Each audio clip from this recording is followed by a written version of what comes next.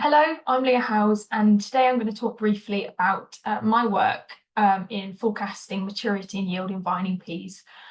So for the last 4.5 years, I've really been focused on using remote sensing as a source of data and then combining that with machine learning to create some prediction models for harvest date and yield in vining peas. So as a bit of background, vining peas of course, have a very short harvest window of only 1 or 2 days, and this is shortened further in hot weather. And so with increasingly hot summers that we're getting and that the Met Office predicts we're going to get into the future, this makes advanced prediction even more crucial as we go into the future. And we're also seeing highly unpredictable yields. Your high and low yield can be sort of estimated using data like pod counts and seed counts, but there's currently no standard method of prediction. And so the objective of this work was to essentially reduce the wastage that's caused by crop bypassing and inefficient factory processing through the advanced forecasting of harvest dates and yields. It's going to be allowing processors and growers to anticipate the peaks and the troughs in vining pea production, and then reduce the instances of bypassing crops which have reached maturity too quickly to be processed, and then the inefficient factory processing that comes up as a result of that. So you've probably heard quite a bit about AI in the news recently. Well, machine learning is just an example of what AI can do and how it can be used practically, in this case, in agriculture. So in terms of the data that went into these machine learning models, to start with, we had a huge body of commercial historic vining pea crop data. And this comprised over 18,000 crops dating from 2001 to 2023. And this involved, for each crop, data including the drilling dates, flowering dates, and harvest dates, varietal information like the harvest index, the TR, so the quality at harvest, and the yield at harvest.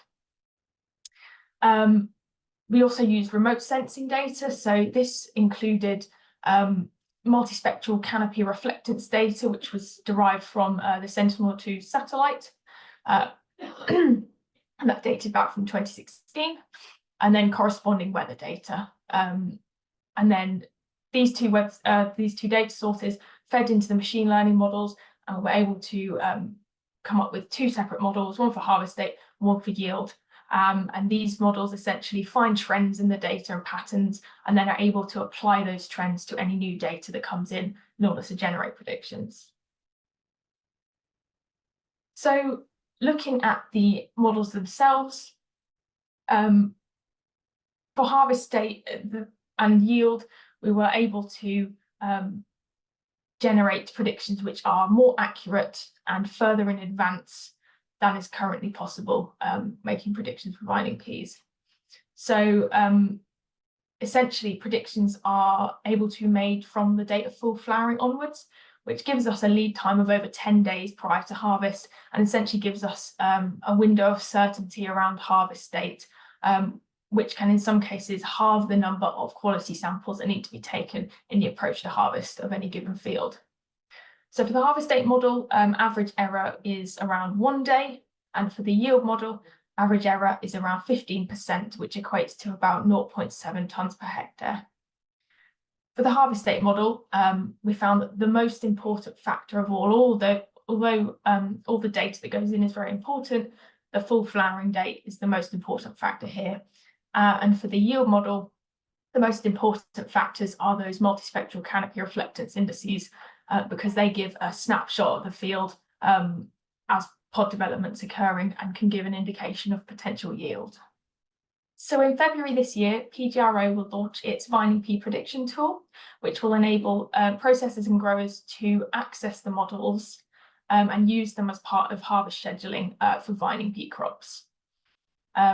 So it's a very simple interface in that the only data that's required is a small amount of crop data along with the field locations, which are uploaded into the platform, and predictions are generated as a result. The platform automatically pulls together the satellite data and the weather data, which means that predictions can be generated on an ongoing basis throughout the season. In terms of future developments, the nature of machine learning means that models can really be applied to any crop, providing that there is a body of historic data sufficient enough that the models can begin to pick apart those trends that are specific to that crop. So there's a huge potential for expansion of the platform, including to other crops, but as well as on an annual basis for vine and peas. As new data comes in annually, it will be added to the models and they will continue to learn into the future. So if you'd like to find out more about this project and the vine and pea prediction tool, there's more information in the latest issue of the PGRO Vegetable magazine ahead of the platform's launch in February, or you can find out more information on the PGRO website. Thank you for listening.